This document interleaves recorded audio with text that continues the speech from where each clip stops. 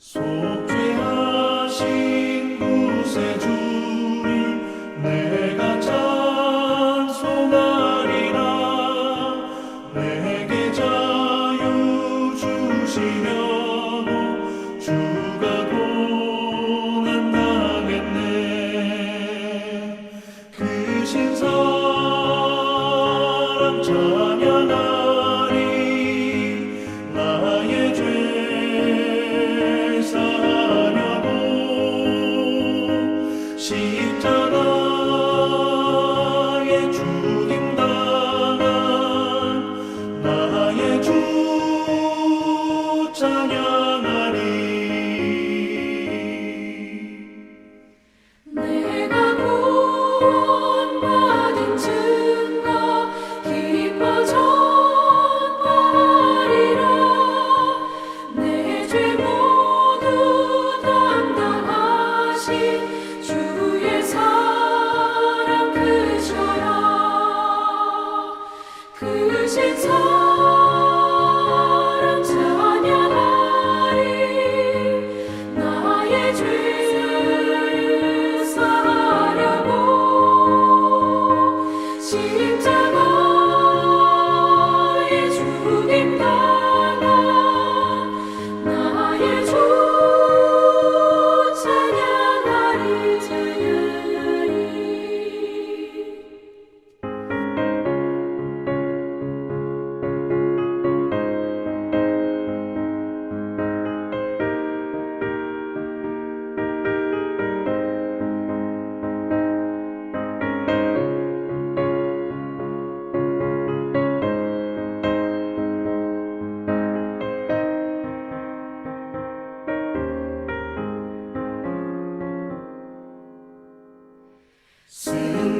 승리하신 구세주를 내가 찬송하리라. 죄와 죽음 치욕 권세 주가 모두 이겼네. 크신 사랑 찬양하리. 나의 죄 사하려고 십자가에 죽임당한 나의 주 찬양하리.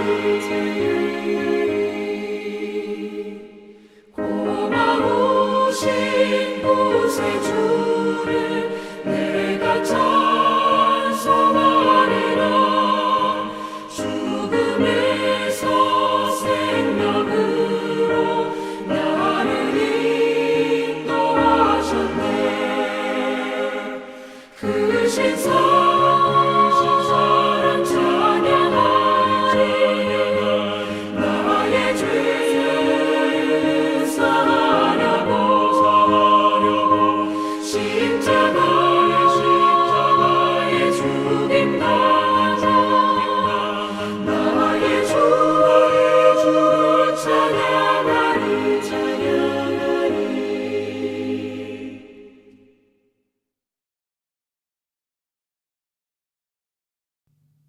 오늘 하나님께서 우리에게 주시는 말씀은 시편 11편 1절에서 7절입니다. 제가 봉독하겠습니다. 내가 여호와께 피하였거늘 너희가 내 영혼에게 새같이 내 산으로 도망하라 함은 어찌함인가. 악인이 활을 당기고 화살을 시위에 먹이며 마음이 바른 자를 어두운 데서 쏘려 하는도다. 터가 무너지면 의인이 무엇을 하랴.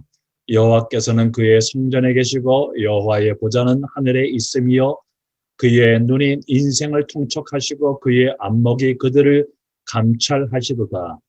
여호와는 의인을 감찰하시고 악인과 폭력을 좋아하는 자를 마음에 미워하시도다.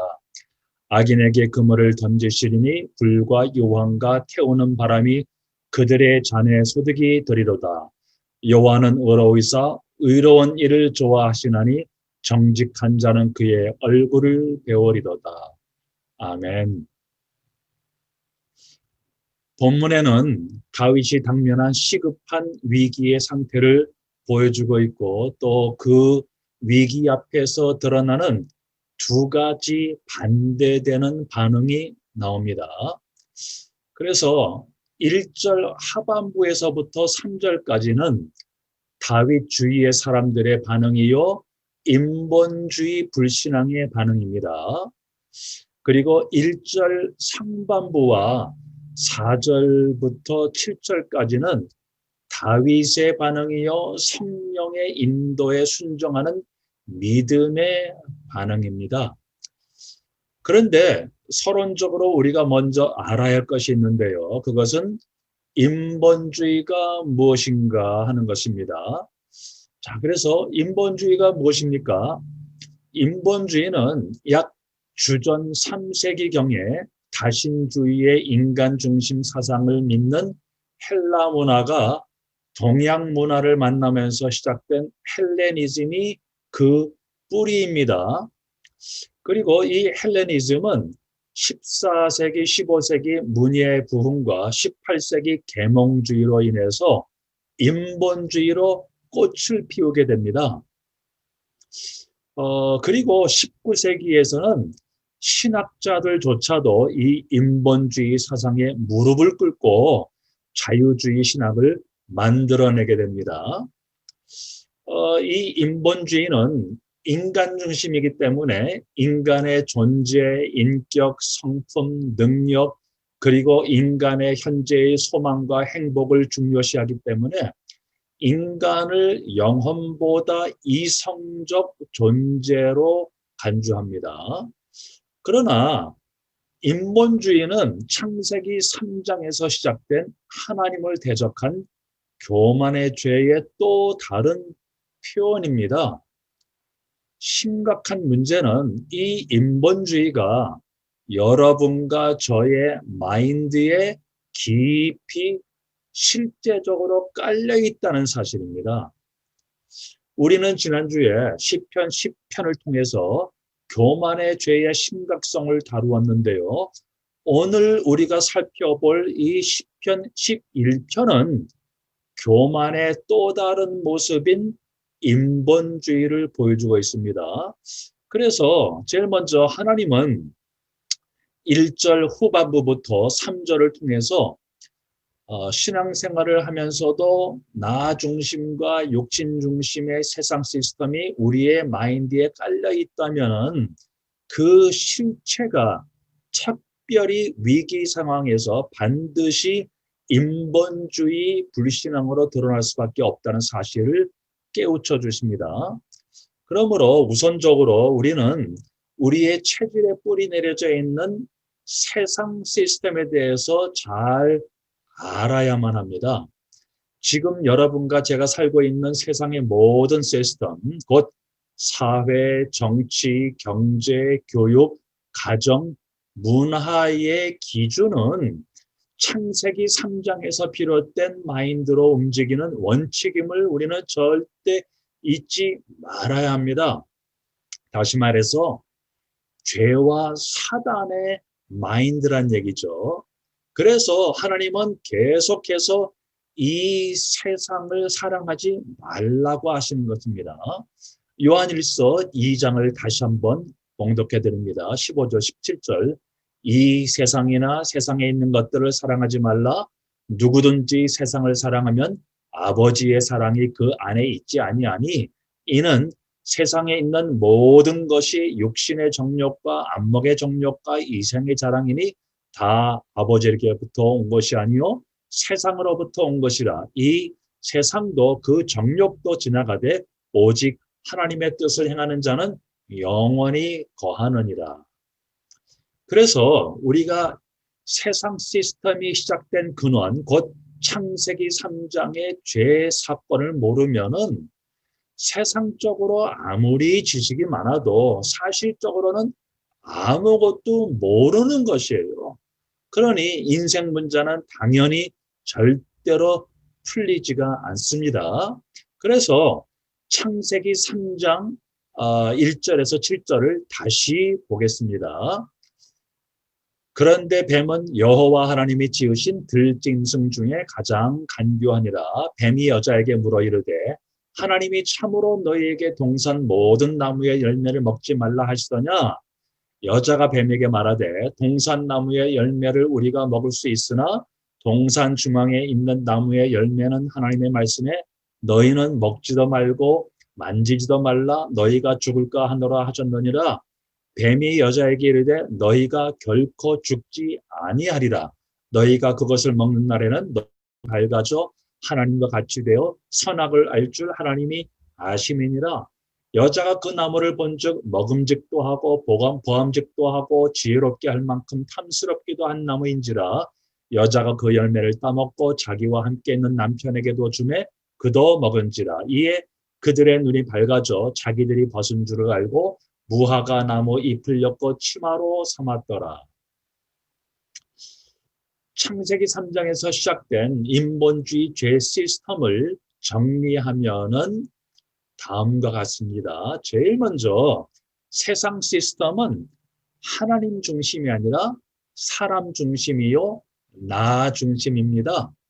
두 번째로 그래서 세상 시스템은 모든 인간관계에서 영혼을 살리는 생명의 복음 중심이 아니라 죄인된 나의 기준에서 모든 것을 선과 악으로 판단하는 당연히 사망과 사망 간의 갈등을 일으킬 수밖에 없습니다.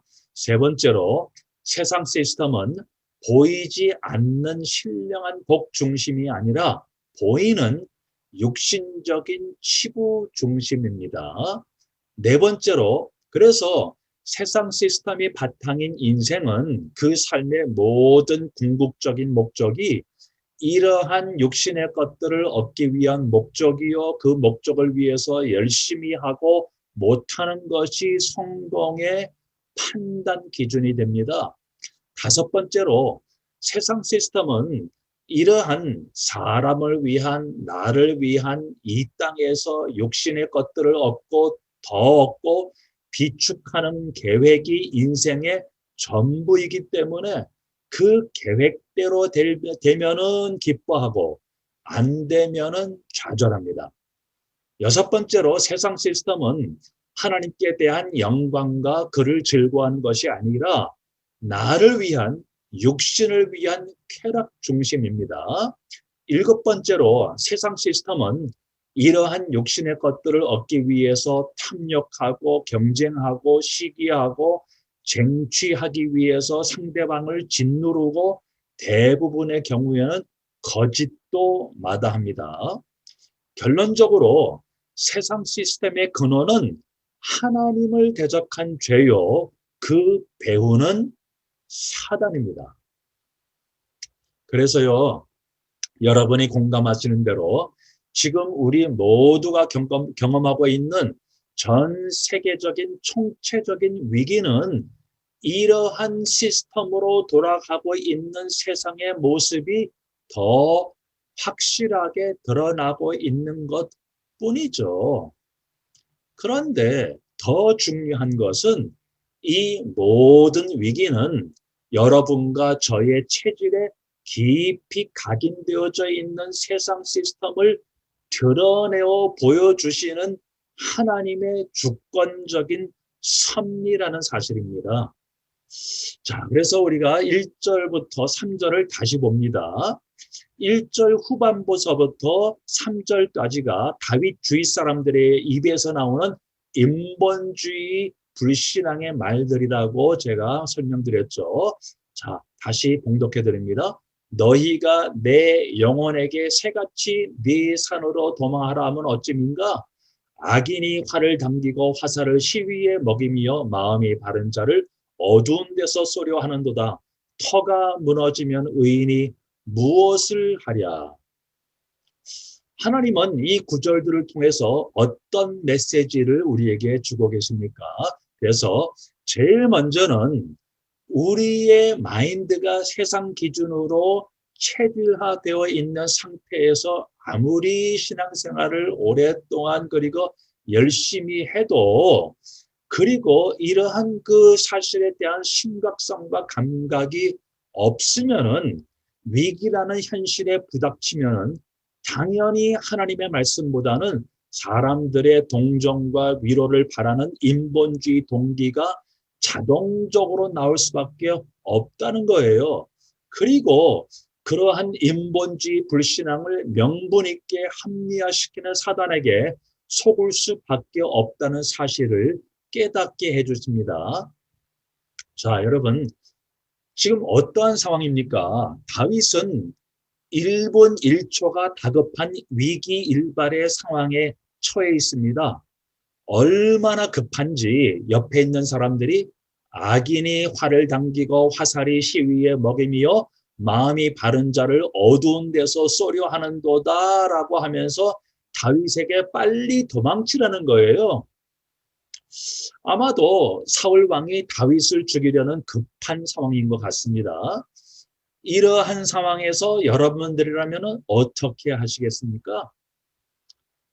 저 같으면요, 예를 들어서 혹시라도 예수 믿으면은 죽이겠다는 위협의 위기가 오면은 그때 가서는 잘 모르겠습니다만은 지금 같아서는 어차피 한 번 죽는 인생이니까 또 살 만큼 살았으니까 예수를 택할 것 같습니다.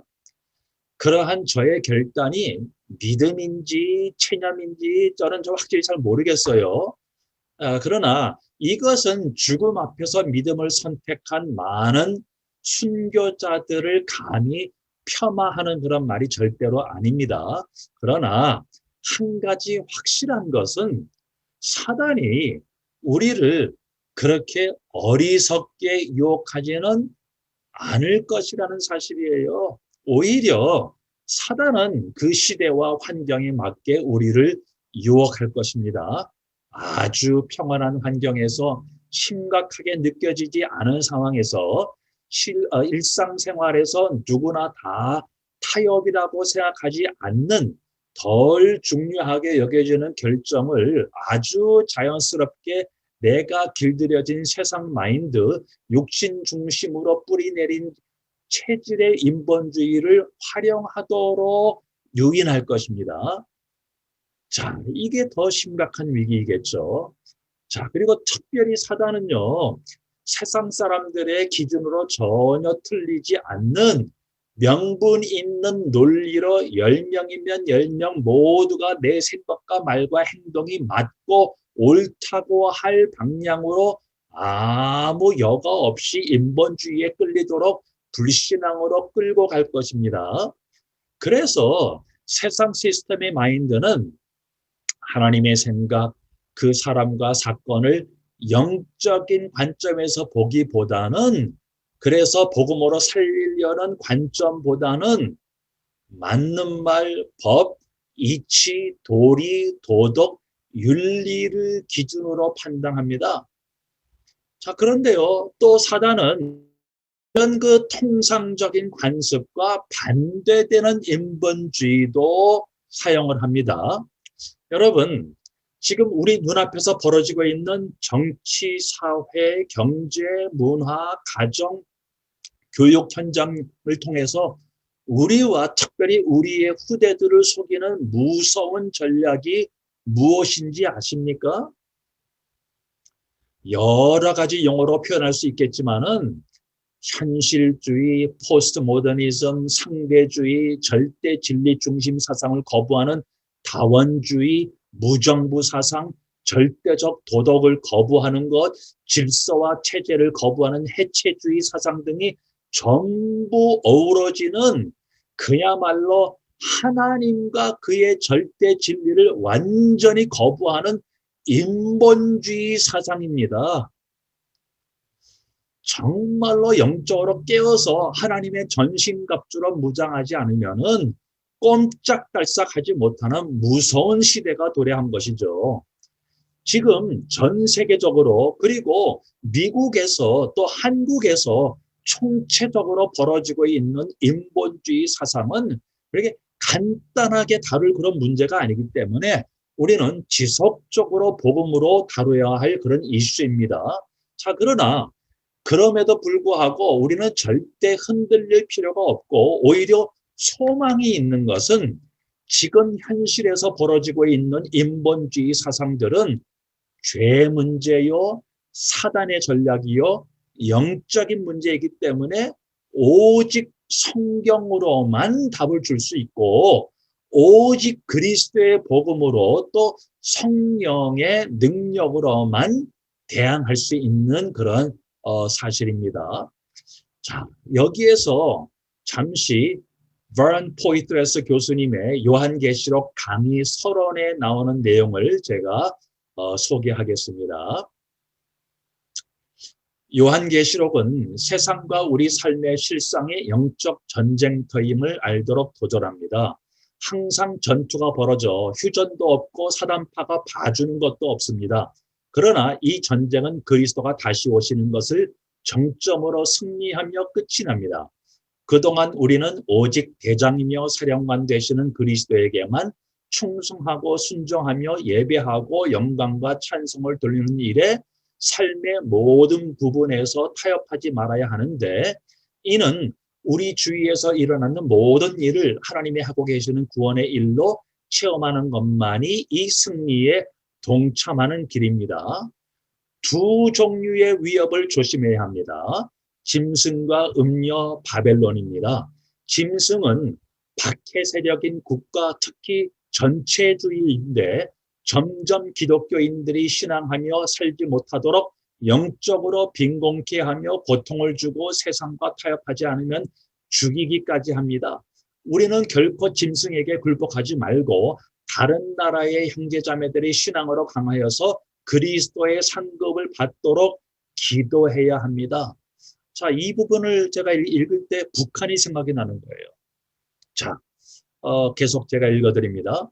음녀는 쾌락, 번영, 그리고 경제적 치부에 대한 유혹을 말합니다. 특히 서구에서는 무절제한 쾌락을 부추김으로 기독 신자들의 순결을 더럽히도록 유혹합니다. 우리는 불법한 쾌락의 무서운 종말을 보고 거룩함의 아름다움과 하나님과의 교제의 영원한 기쁨, 곧 쾌락의 월등함을 보며 자신을 분발시켜야 합니다. 우리와 더불어 동료 신자들이 순결하고 순전한 삶을 살 수 있도록 항상 기도합시다. 자, 얼마나 사실적이고 공감이 가는 그런 말씀입니까? 자, 그런데요, 인본주의의 마인드는 위기 앞에서 또 이렇게 드러납니다. 3절을 보겠습니다. 터가 무너지면 의인이 무엇을 하랴?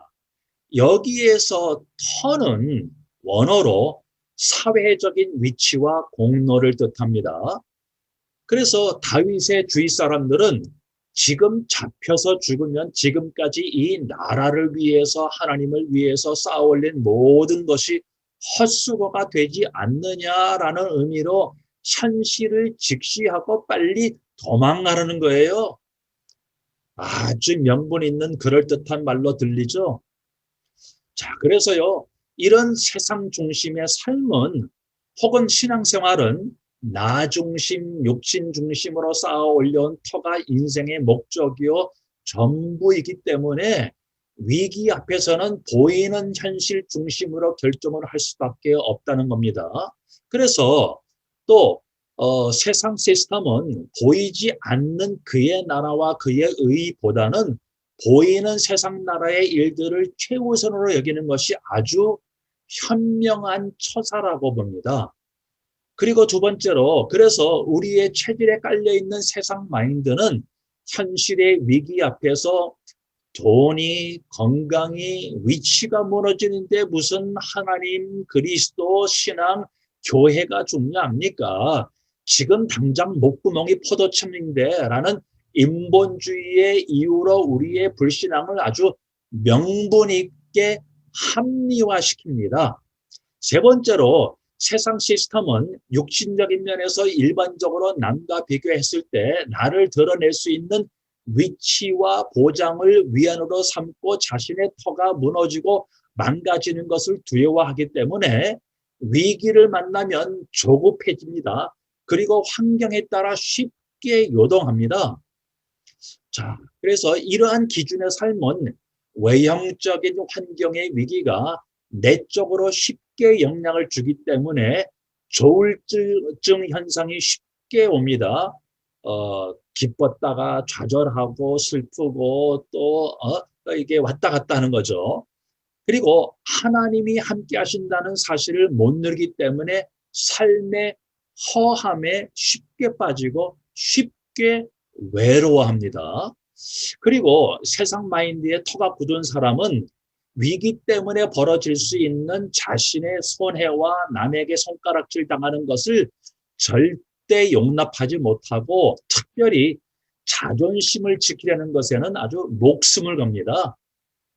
자, 이렇게요. 지금까지가 1절 후반부부터 3절에서 드러나는 인본주의의 불신앙인데 이제 1절의 전반부와 4절부터 7절까지에는 위기 앞에서 성령 인도 받는 믿음의 반전 스토리가 나옵니다. 다시 말해서 하나님은 여러분과 저의 체질에 깊이 각인되어져 있는 인본주의의 세상 마인드가 위기를 통해서 드러내시는 성령의 역사로 말미암아 그 죄가 그리스도 십자가에서 소멸되도록 인도하시는 구원의 일을 목도하는 믿음을 갖도록 훈련하신다는 거예요.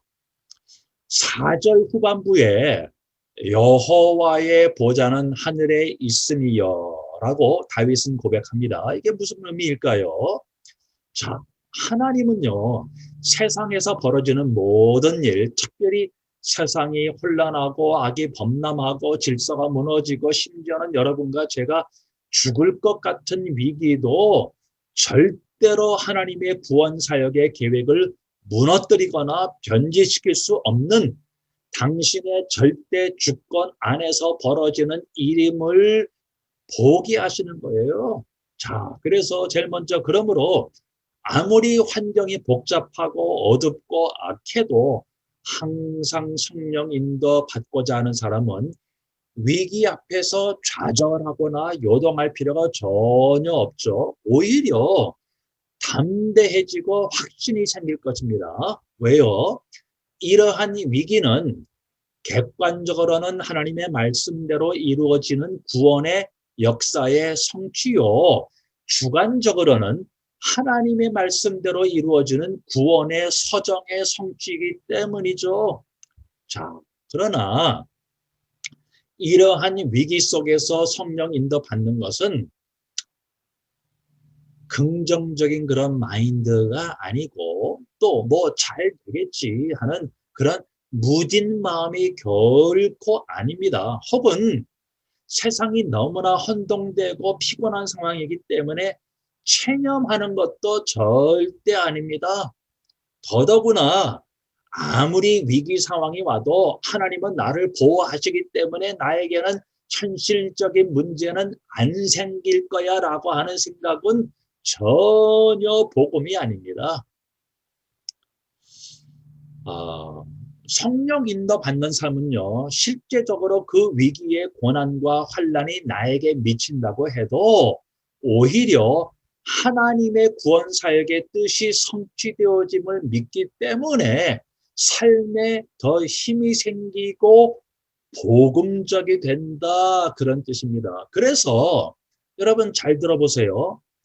불신앙으로 모든 것을 체험한 상태에서 풍파 속에서 배 밑창에서 잠을 자는 요나하고 구원의 일을 성취하시는 생명운동 가운데에서 풍파 속에서 배 밑창에서 주무시는 예수님하고는 근본적으로 차이가 나는 거죠. 자, 그래서요, 성경과 역사를 보면요, 지금까지 하나님은 조금 더 변함없이 그리스도 중심의 구원의 계획으로 인간 역사를 이끌어 오셨고, 그러므로 지금도 그 계획을 성취하시는 주권은 절대로 변함이 없다는 사실이 깨달아집니다.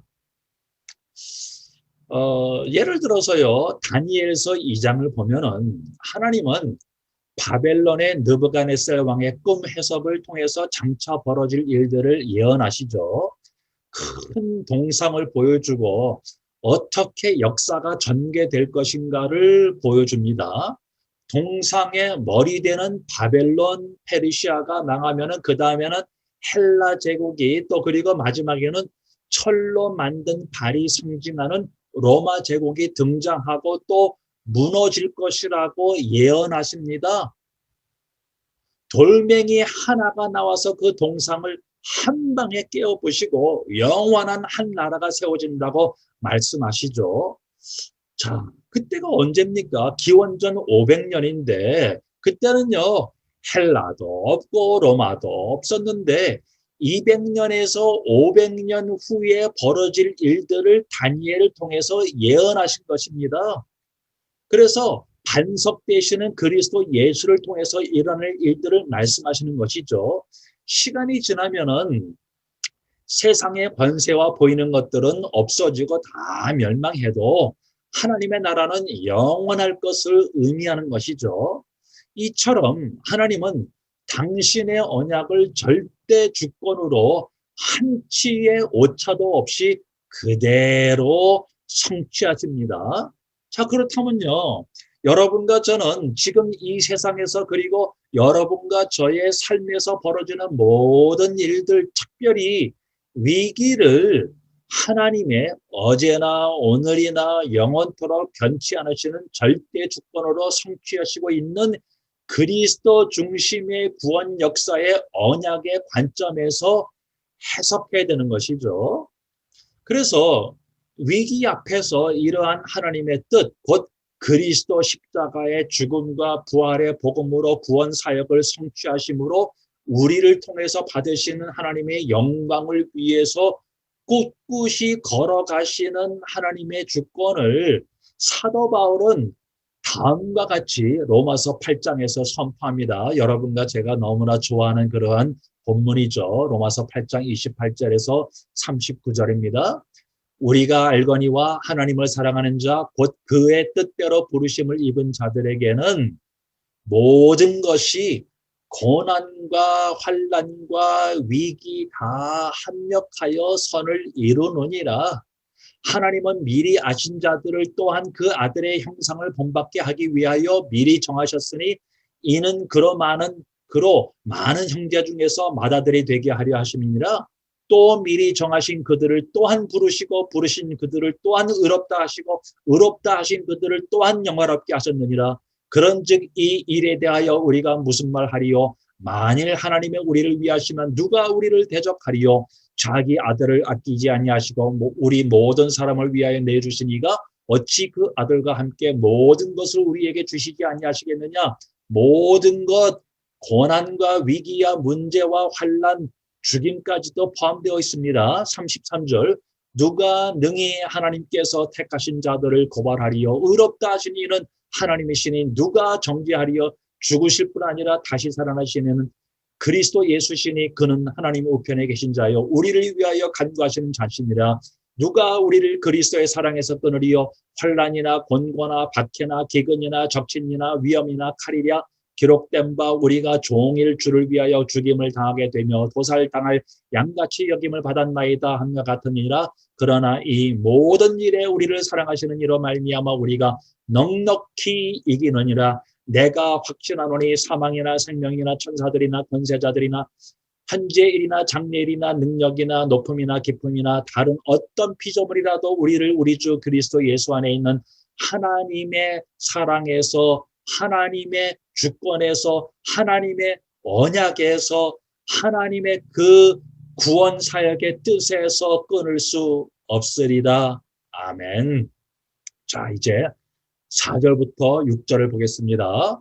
여호와의 보좌는 하늘에 있으며 그의 눈이 인생을 통촉하시고 그의 안목이 그들을 감찰하시도다. 여호와는 의인을 감찰하시고 악인과 폭력을 좋아하는 자를 마음에 미워하시는도다.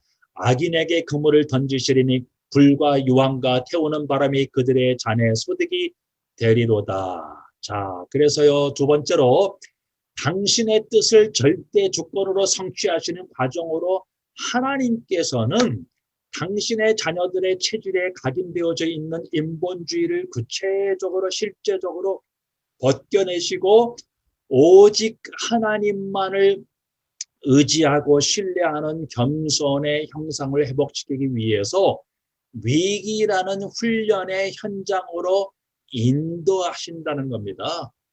자, 여기에요. 안목이 감찰하시도다라고 하는 그 표현을 킹 제임스 버전 흠정역에는 여호와의 눈꺼풀이 의인을 시험하시고라고 번역을 합니다. 자, 이게 무슨 말입니까?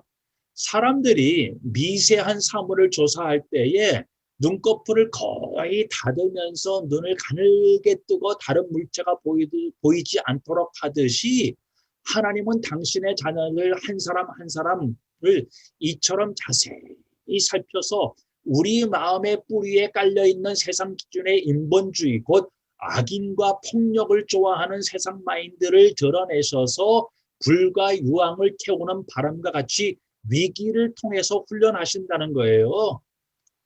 자, 그래서 여러분이 언약의 백성이 아니라면은 지금 벌어지는 위기가 여러분에게는 말 그대로 위기요 저주입니다. 그러나 여러분이 언약의 백성이라면은 이것이 여러분을 훈련하시는 과정이기 때문에 여러분에게는 하나님의 역사를 누릴 축복의 기회죠. 자, 마지막으로 7절을 보겠습니다. 여호와는 의로우사 의로운 일을 좋아하시나니 정직한 자는 그의 얼굴을 배우리로다. 무슨 말입니까? 하나님은 이러한 위기를 통해서 당신이 우리를 창조하실 때 원래 의도한 대로 오직 여호와 하나님만을 의지하고 경배하고 사랑의 교제로 동행하는 삶을 회복하도록 우리를 그리스도에게 인도하시는 성령 인도에 순종하도록 역사하신다는 거예요. 여러분, 다시 한번 하나님의 창조의 원래 의도를 생각해 보시기 바랍니다. 하나님은 예배를 통해서 영광을 받으시고 함께 하심으로 우리가 하나님과의 동행을 누리기를 원하셔서 당신의 형상대로 우리를 영적인 존재로 창조하셨습니다. 그런데 죄로 말미암아 그 관계와 교통이 끊어진 것이죠. 그래서 당신의 아들 예수님을 통해서 우리가 다시 하나님과의 관계와 동행의 누림을 회복하게 하시는 거예요. 이처럼 하나님의 희생을 통해서 우리를 구원하시는데도 불구하고 우리가 하나님께 영광 돌리는 삶과 그 하나님과의 동행을 실제적으로 누리지 못하는 나 중심의 육신적인 세상 시스템을 걷어내시기 위해서 위기라는 도구를 사용하셔서 우리가 당신과의 사랑의 사귐을 회복하기를 원하신다는 거죠. 그래서 다윗은 1절에 내가 여호와께 피하였거늘 이라고 오늘 본문을 이 시를 시작을 하죠. 다윗이 왜 위기를 당할 때 그 위기를 주는 현실의 문제를 해결하지 않고 하나님에게 도망합니까? 4절에 답을 했죠. 여호와께서는 그의 성전에 계시고 라고 했습니다. 그 여호와를 만나기 위해서 성전으로 도망가는 거예요. 성전으로 도망가는 이유가 무엇입니까? 성전 되시는 그리스도의 십자가의 죽음이 나의 죽음이 되고 그의 부활이 나의 부활이 되어지는 복음이 믿음화, 개인화, 인격화, 실제화, 능력화되는 신앙으로 들어가기를 위한다는 얘기죠. 그래서 성경은요, 처음서부터 지속적으로 성전을 그리스도로 가리킵니다. 요한복음 2장에는요, 성전에서 장사하는 사람들을 내쫓으시면서 예수님께서 말씀하시는 것이 19절에서 22절에 나옵니다. 예수께서 대답하여 이르시되 너희가 이 성전을 헐라 내가 사흘 동안에 일으키리라. 유대인들이 이르되 이 성전은 46년 동안의 지었거늘 네가 3일 동안에 일으키겠느냐 하더라. 그러나 예수는 성전된 자기 육체를 가리켜 말씀하신 것이라. 죽은 자 가운데서 살아나신 후에야 제자들이 이 말씀하신 것을 기억하고 성경과 예수께서 하신 말씀을 믿었더라. 마태복음 27장 50절에서 54절입니다. 예수께서 다시 크게 소리 지르시고 영원히 떠나시니라. 이에 성서 휘장이 위로부터 아래까지 찢어져 둘이 되고 땅이 진동하며 바위가 터지고 무덤들이 열리며 자던 성도의 몸이 많이 일어나되 예수의 부활에 그들이 무덤에서 나와서 거룩한 성에 들어가 많은 사람에게 보이느니라. 백부장과 및 함께 예수를 지키던 자들이 지진과 그 일어난 일들을 보고 심히 두려워하여 이르되 이는 진실로 하나님의 아들이었도다 하더라. 그리스도를 중심으로 당신의 구원 역사를 성취하시기 위해서 천지를 창조하시고 세상 만사를 주관하시는 하나님께서 당신의 택한 백성인 여러분과 저의 인격과 성품의 마인드의 체질에 깊이 각인되어져 있는 인본주의 세상 시스템이 그리스도의 십자가로 인도되어 죽어지고 오직 하나님에게만 영광을 돌리는 아름다운 형상으로 부활되어지도록 삶의 현장에 이런저런 위기를 특별히 세상과 삶의 총체적인 위기를 허락하신다는 것이 오늘 10편, 11편을 통한 메시지입니다. 자, 제가 개인적으로 잘 아는 어느 목사님이 작사, 작곡한 찬양의 가사를 들려드리면서 메시지를 마치겠습니다. 자신의 연약함도 사람들의 질투도 절대 일어나선 안 될 것 같은 일이 닥쳐와도 그리스도 이 나라에선 아무 관계없네. 생명의 비밀 있기에 내 한계 밖의 일들도 내 능력 밖의 문제도 원수에 묶인 사람들의 견딜 수 없는 말들도 그리스도 이 세계에선 아무 상관없네. 생명의 비밀 있기에 내가 그리스도와 함께 십자가에 못 박혔나니 그런즉 이제 내가 사는 것 아니요 오직 내 안에 그가 사신 것이라. 이제 내가 육체 가운데 사는 것은 날 사랑하사 나를 위해 자기 자신을 버리신 분 그리스도 안에 사는 것이라. 하나님의 아들을 믿는 그 믿음 안에 사는 것이라. 아멘. 기도하겠습니다. 하나님 너무나도 감사합니다. 하나님께서 저희들을 훈련하시기 위해서 우리 체질 안에 있는 그 인본주의 죄를 끄집어내시고 그것을 없애주시고 도말하시고 또 하나님의 아름다운 그 신본주의의 하나님만을 오직 의지하고 믿는 그 믿음을 허락하시기 위해서 우리를 이러한 어려운 환경으로 인도하시는 것 믿고 감사를 드립니다. 더욱더 하나님께만 영광을 돌리기를 원합니다. 예수님의 이름으로 기도합니다. 아멘.